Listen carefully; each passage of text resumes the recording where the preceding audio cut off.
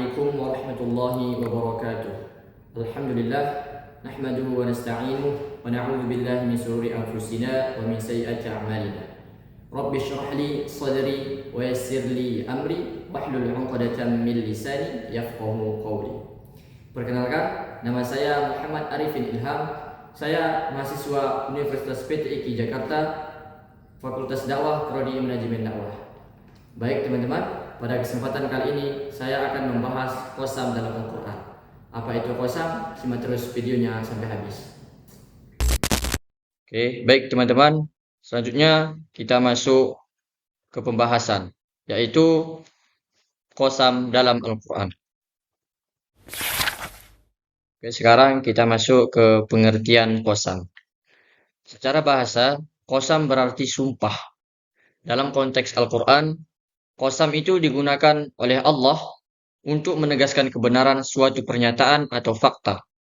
Syekh Manna Al-Qattan menjelaskan bahwa qasam Al-Quran berfungsi sebagai penguat pernyataan, terutama ketika kita menghadapi keraguan atau penolakan dari pendengar.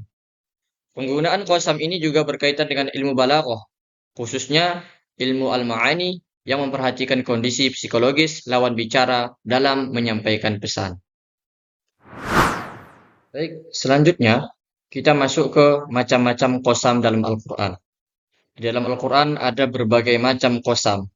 Nah, Syekh Manna Al-Qattan membagi qasam dalam Al-Quran itu menjadi dua jenis yang utama. Yang pertama, qasam zahir, dan yang kedua, qasam mudmar atau qasam tersirat. Baik, kita bahas dulu yang pertama.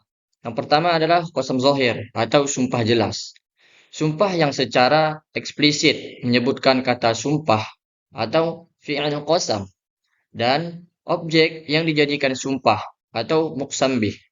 Contohnya adalah penggunaan huruf sumpah seperti waw, ta, dan ba dalam ayat-ayat seperti wal 'asr, demi masa, pada Al-Quran surah Al-'Asr ayat pertama. Dan contoh lainnya wasyamsi wa duhaha, demi matahari dan sinarnya di pagi hari. Quran surah Asy-Syams ayat yang pertama. Selanjutnya kita masuk ke yang kedua. Yang pertama tadi qasam zahir, yaitu sumpah jelas, dan yang kedua qasam mudmar atau sumpah tersirat. Qasam mudmar ini adalah sumpah yang tidak secara eksplisit. Nah, qasam zahir tadi yang pertama sumpah yang eksplisit, berarti yang kedua ini sumpah yang tidak secara eksplisit, menyebutkan kata sumpah. Namun, maknanya tersirat dalam kalimat. Biasanya, sumpah jenis ini hanya menggunakan huruf sumpah tanpa menyebutkan fi'il qasam secara langsung.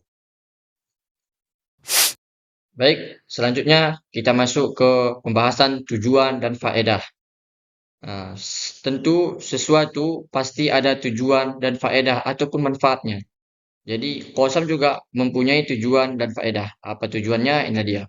Penggunaan qasam dalam Al-Quran memiliki beberapa tujuan dan faedah, yaitu yang pertama, menghilangkan keraguan. Qasam digunakan untuk menghilangkan keraguan atau kesamaran terhadap suatu kebenaran yang disampaikan. Yang kedua, menetapkan hujah, yaitu dengan bersumpah, Allah menetapkan hujah ataupun argumen yang kuat terhadap kebenaran yang disampaikan. Yang ketiga, menguatkan kabar. Qasam memperkuat berita ataupun informasi yang disampaikan sehingga lebih meyakinkan bagi pendengar atau pembaca. Selanjutnya, menetapkan hukum.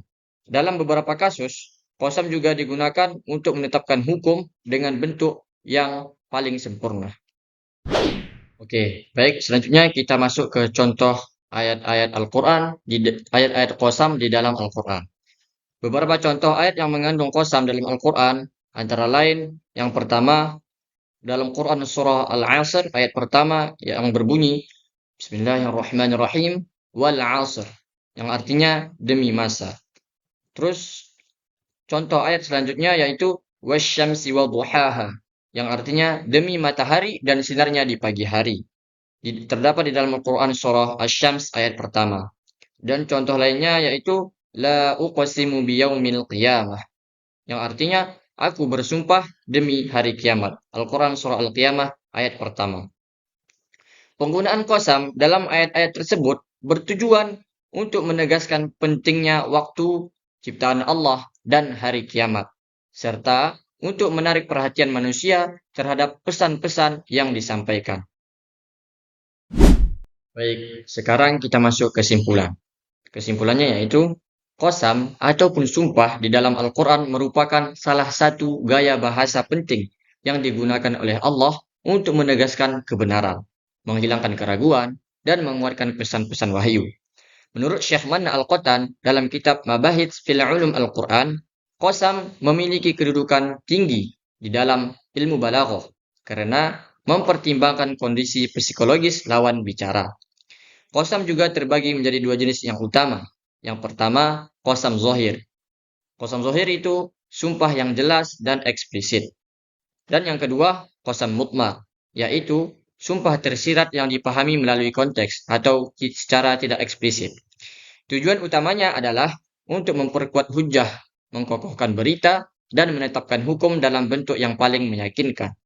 Ayat-ayat qasam menggunakan unsur-unsur alam dan waktu sebagai objek sumpah untuk menarik perhatian dan membuka hati manusia terhadap isi-isi Al-Quran.